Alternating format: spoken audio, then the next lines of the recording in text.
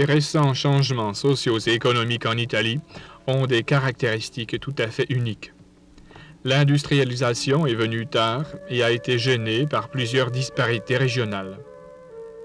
Le pays est cependant en concurrence avec d'autres pays très avancés. Une situation qui pourrait intéresser ceux qui étudient la question des pays en voie de développement.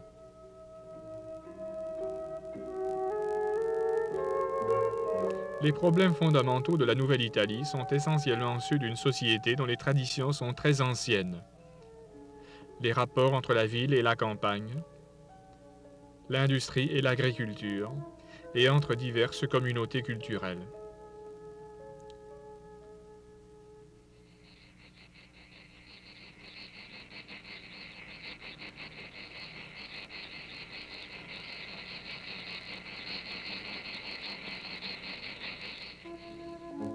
Le type de développement économique choisi après la Deuxième Guerre mondiale n'a pas résolu ces problèmes d'une façon satisfaisante. Le problème d'arriver à un habitat socio-économique bien équilibré s'est avéré plus complexe que prévu. La nouvelle mode chez les politiciens et les économistes tend vers la restauration des structures sociales de l'environnement, détruites par l'ancien type de développement. Il s'agit de repenser les rapports existants dans les régions agricoles et industrielles en termes de facteurs d'unité relatifs à la production et à la culture. La ville, au cœur du développement de l'infrastructure, pourrait être un important facteur d'unité, ce qui n'a pas été le cas, ni hier ni aujourd'hui. Les perspectives suivantes illustrent bien la situation.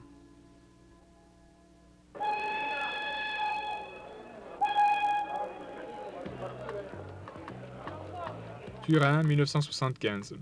La ville qui, depuis quelques décennies, est le symbole du développement industriel de l'Italie, montre maintenant les effets de sa croissance rapide.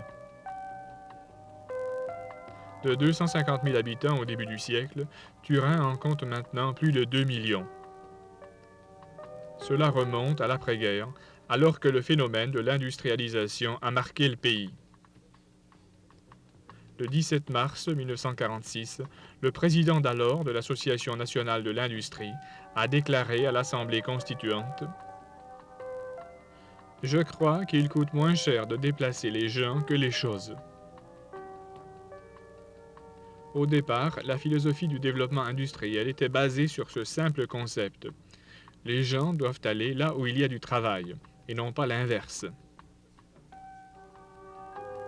Cela a causé le déplacement de centaines de milliers de travailleurs de la campagne vers la ville, et surtout des régions défavorisées du sud vers les régions du nord partiellement industrialisées.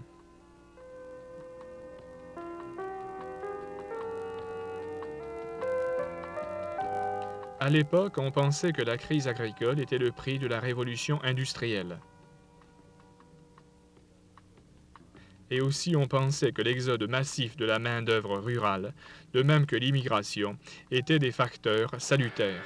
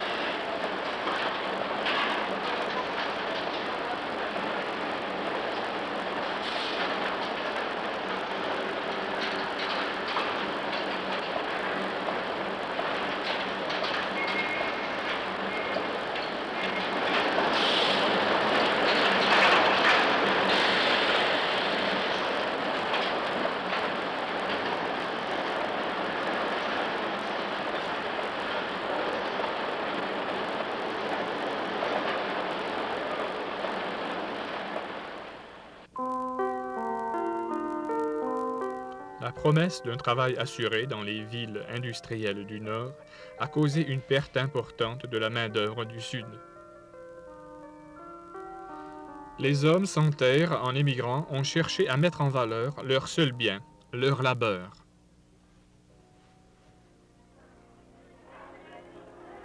Verrà un giorno, ma certo è ancora lontano. che tornerò al paese. E se non sarà possibile per me,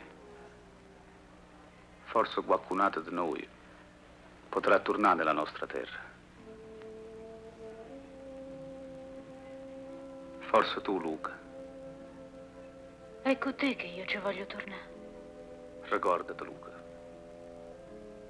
che il paese nostro è il paese dell'oliva, del mare della luna, il paese degli arcobaleni.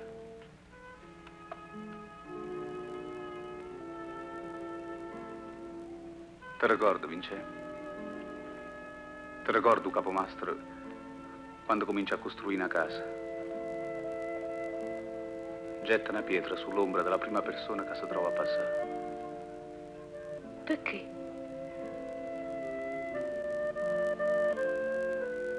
Perché ci vuole un sacrificio. Perché la casa venga su, solida.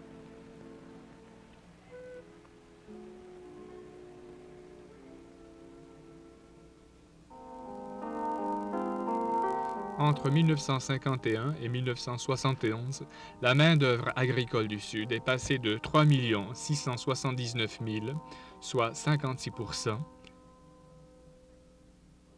à 1 841 000, soit 31%. Pourtant, ces chiffres ne font pas justice au phénomène de la migration. Les ressources de la main-d'œuvre ont été réduites quantitativement et qualitativement. Selon les critères d'aujourd'hui, l'embauche rationnelle de cette ressource sur place aurait contribué non seulement à moderniser l'agriculture, mais aussi à développer divers systèmes de production. Ceci représente donc la décentralisation de régions entières. Les traditions et les coutumes ont été oubliées. Des types de comportements développés par des communautés agricoles pendant des siècles ont été transformés et fondus en une entité culturelle médiocre. Plusieurs économistes soutiennent que le manque d'équilibre dans le secteur agricole a rendu plus difficile le développement industriel du Sud pendant les années 50. À l'époque, on croyait que de grandes raffineries construites en Sicile et en Sardaigne seraient comme des aimants pour la nouvelle industrialisation du Sud. Voyons ce qui s'est passé en Sardaigne. Le programme pour le développement de la Sardaigne, approuvé en 1963, a modifié la stratégie de développement utilisée jusqu'alors et a accordé la priorité à l'industrialisation. L'ancienne stratégie se fondait sur l'amélioration des ressources locales, l'agriculture et l'élevage. Encouragé et attiré par la situation géographique de la Sardaigne, le long des routes pétrolières de la Méditerranée, l'industrie pétrochimique a fait son apparition fracassante sur l'île. On a pensé que les raffineries seraient à la base du développement de l'île, en facilitant la création d'industries secondaires fondées sur leurs produits finis. On n'a pas cru qu'il allait être nécessaire d'investir immédiatement dans le secteur de la production, puisque ces usines allaient avoir besoin d'un puissant marché local, que la Sardaigne ne possédait pas. Après un certain temps, on a accusé l'industrie pétrochimique de construire des cathédrales dans le désert. On s'est plaint de dépendre des décisions des pays producteurs de pétrole, et que l'industrie attire d'importants investissements, entre 120 et 150 millions de livres par employé, mais ne peut absorber qu'un nombre limité de travailleurs. Le problème des chômeurs et des immigrants n'allait donc pas être ainsi résolu en Sardaigne. De plus, on avait tendance à exclure d'autres types de développement, tels les industries de services, pour les produits agricoles et de fabrication.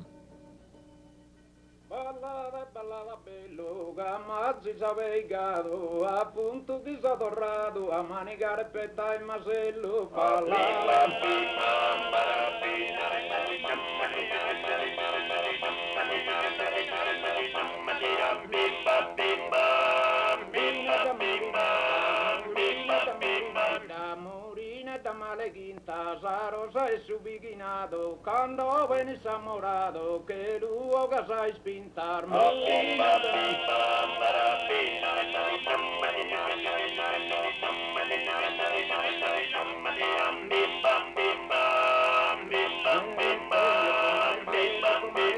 Comaretene d'una pudda sola, andata a domanzena fa che schia, ma si sa pudda vidi sta sa mia, anda io ho fatto una bella cassola con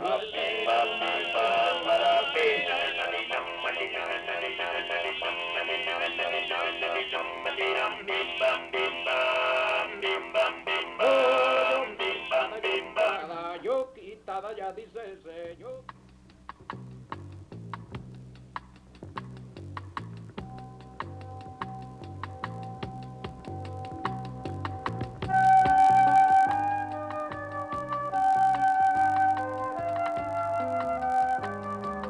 Ottana est un petit village à quelques kilomètres de Sopramonte di Orcosolo, une des zones les plus chaudes de l'Italie.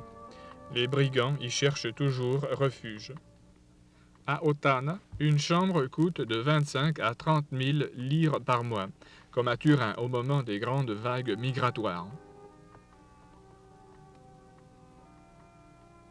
L'ouverture d'une usine a bouleversé la ville, bien qu'à quelques kilomètres on se retrouve dans la Sardaigne médiévale, où l'on a le vieux monde pastoral et les modes traditionnels de vie.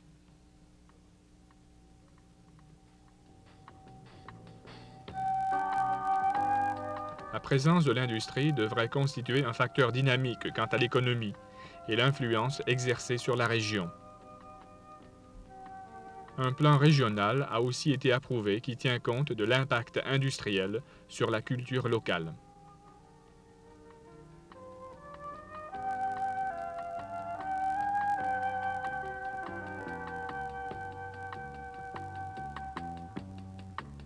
La construction attire des investissements dans les vieux villages.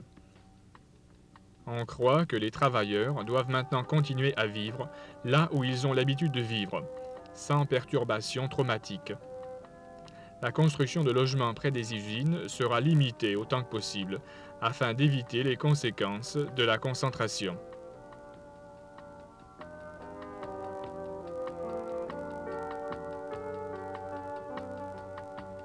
Le plan propose la construction d'une nouvelle grande route, chemin de fer et réservoir d'eau afin d'augmenter le développement agricole et le reboisement. Les options disponibles seront intégrées au plan général pour que les populations locales et les autorités politiques puissent décider, en fin de compte, ce qui, selon les perspectives historiques et humaines, sera le plus profitable à la région.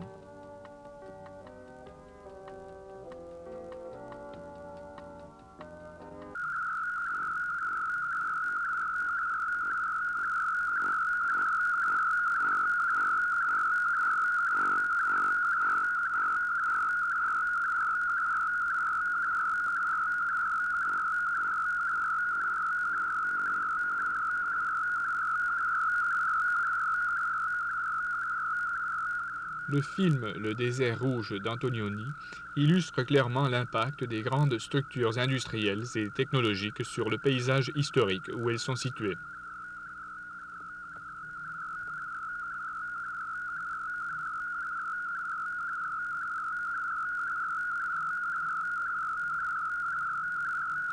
L'industrialisation est cependant un processus nécessaire au progrès de notre société. Le principal problème aujourd'hui est de trouver divers types de développement.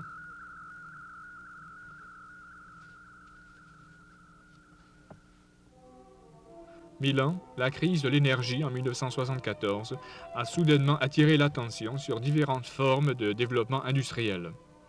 Mais on peut se demander si un pays comme l'Italie, pauvre en matières premières, devrait encourager l'industrie légère, chercher des champs de spécialisation, améliorer la production et la rendre plus compétitive. Vu ainsi, on peut dire que la structure industrielle des pays les plus développés est liée aux conditions historiques des nations en question, au moment de leur révolution industrielle. La Grande-Bretagne et les États-Unis avaient beaucoup d'argent, mais peu de travailleurs. Il était logique que ces pays favorisent des types de développement qui allaient tendre à économiser la main-d'œuvre. Les investissements étaient dirigés vers des installations capables de produire avec le minimum de travailleurs, et elles étaient coûteuses et complexes. Dans le cas de pays qui ont peu d'argent mais beaucoup de travailleurs, il s'agit de créer des industries qui vont compter sur la main-d'œuvre d'une façon intensive. D'un point de vue économique, la Lombardie est la région la plus intéressante en Italie. Plusieurs industries de l'électronique, petites ou moyennes, y ont subi des changements considérables. Les caractéristiques de ces industries sont le coût modéré de la main-d'œuvre, de 10 à 15 millions de livres par employeur, une grande capacité d'embauche, un nombre élevé de travailleurs spécialisés et une concurrence favorable sur le marché mondial.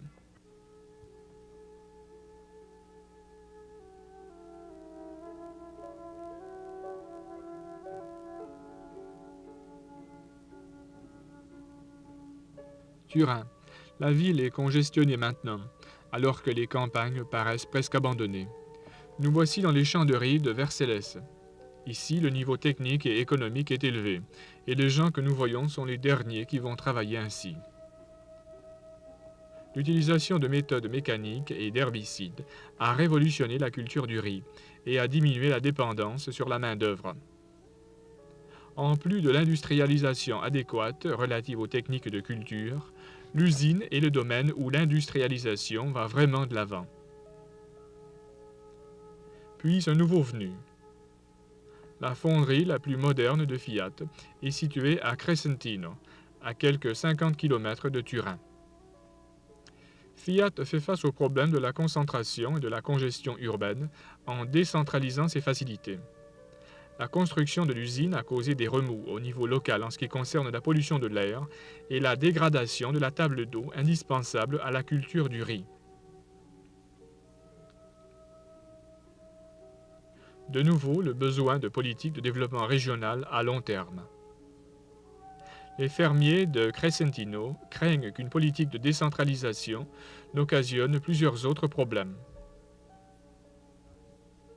Une usine à la campagne détruit les barrières séparant la ville des régions agricoles.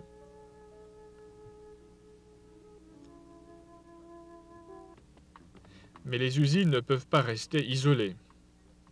Elles tendent naturellement à s'étendre et à se multiplier. Dans les régions productives, elles ont tendance à faire revivre toutes les maladies urbaines. On doit donc faire face au problème carrément, à l'intérieur des cadres d'un strict programme de planification qui saura bien utiliser les ressources de la région. Nous voici à Modena, une petite ville comparée à Turin. Mais comme Turin, Modena a une ancienne tradition industrielle. Et comme à Turin, les mêmes effets négatifs, bien qu'en plus petit, de la concentration industrielle. La solution doit se trouver dans la décentralisation des usines. Mais comment? Quelle est la logique du développement régional? Et quels sont les nouveaux rapports entre l'industrie et l'agriculture, entre la ville et la campagne? La province de Modena. La population se dirige vers la plus forte région de la province, au cœur du développement, créant de nouveaux problèmes de congestion. L'augmentation de la population de la ville amène la dégradation du centre historique de Modena, causant une importante émigration. Les immigrants venus du sud sont les seuls à habiter une petite partie du centre. Le grand plan d'ensemble de Modena se propose de renverser ce mouvement et de diffuser le développement économique à travers toute la province. Le plan suggère un réseau de routes reliant toutes les communautés, y compris toutes les régions industrielles et rurales. Il propose aussi le développement du secteur agricole et son intégration au grand courant économique, au moyen de compagnies de transformation des denrées, de fromageries, de halles communes et d'une coopération générale. Le plan offre aussi divers services sociaux à tous les petits centres. La première conséquence, tangible et positive de cette politique, est la redistribution graduelle sur toute la province d'une population rassemblée autrefois en une seule région.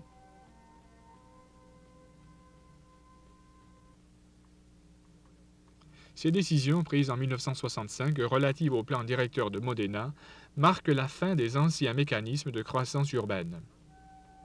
Elles vont à l'encontre des anciens rapports qui avaient été établis entre la ville et la région environnante. Des décisions du genre ont été uniques au pays en ce qui concerne la planification urbaine, en ce sens qu'elles ont réussi à occasionner une prise de conscience chez les techniciens. Ils se sont rendus compte du nouveau rôle que pourrait jouer un corps public quant à l'administration et l'utilisation des terrains et les possibilités de contrôler ces divers phénomènes qui déterminent la forme urbaine et qui favorisent la concentration urbaine.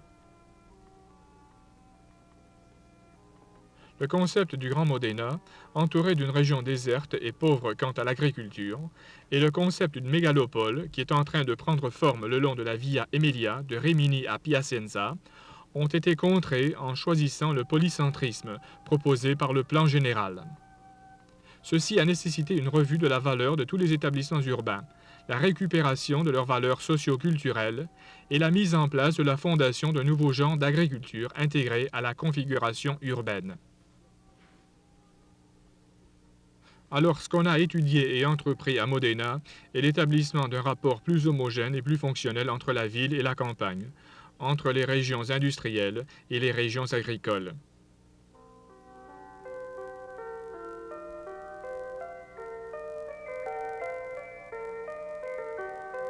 Il est donc très évident aujourd'hui que l'agriculture ne doit pas être considérée comme un développement économique de deuxième ordre. De bien des façons, la croissance industrielle a un effet négatif sur l'activité agricole, surtout dans le sud. En Sicile, qu'on voit maintenant, le drame agricole rejette l'idée de l'inévitabilité du déclin de l'agriculture. Sans un certain équilibre agricole, le démarrage industriel sera difficile. Les efforts des paysans, qui sont encore pour la majorité des cultivateurs, doivent être récompensés. L'ancienne foi des gens du Sud dans le sol se trouve trop souvent soit dans ces pauvres paysans qui ne veulent pas abandonner leurs terres, soit dans des sociétés coopératives et des hommes d'affaires qui ont compris l'importance de l'efficacité et de l'esprit de compétition des compagnies.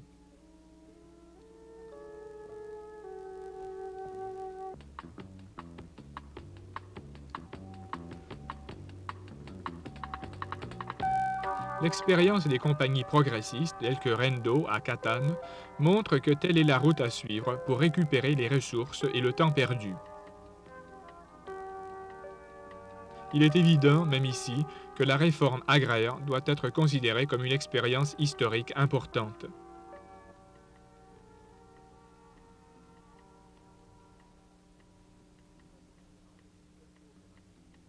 D'une façon générale, le système coopératif semble être une solution extrêmement efficace. Il peut contribuer à modifier les aspects négatifs de la production agricole, les fluctuations de prix et le manque de contrôle du marché de la part des producteurs.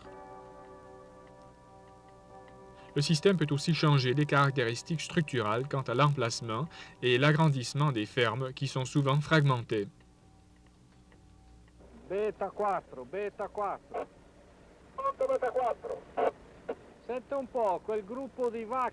Les récentes expériences dans les villages de fermes organisées, comme à Alto Adige, et la nouvelle technique de l'utilisation de parcs permettent d'espérer qu'il sera possible de transformer l'agriculture en Italie. Les différentes formes des rapports urbains-rural des dernières années ont profondément changé les structures du pays, provoquant encore plus de congestion et d'exploitation dans les centres urbains, appauvrissant les cadres de l'habitat rural et détruisant à jamais l'équilibre millénaire de l'environnement.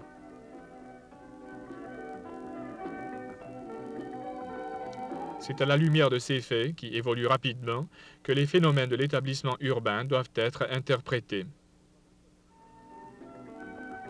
On doit reconnaître qu'à la base se trouve une structure territoriale, à la fois ouverte et complexe, faite d'anciennes colonies. Il y a aussi la nature particulière de la Terre, avec ses quelques plaines et ses vastes régions de collines, qui doit être renouvelée le plus harmonieusement possible, grâce aux importantes ressources économiques, sociales et culturelles de la nation italienne.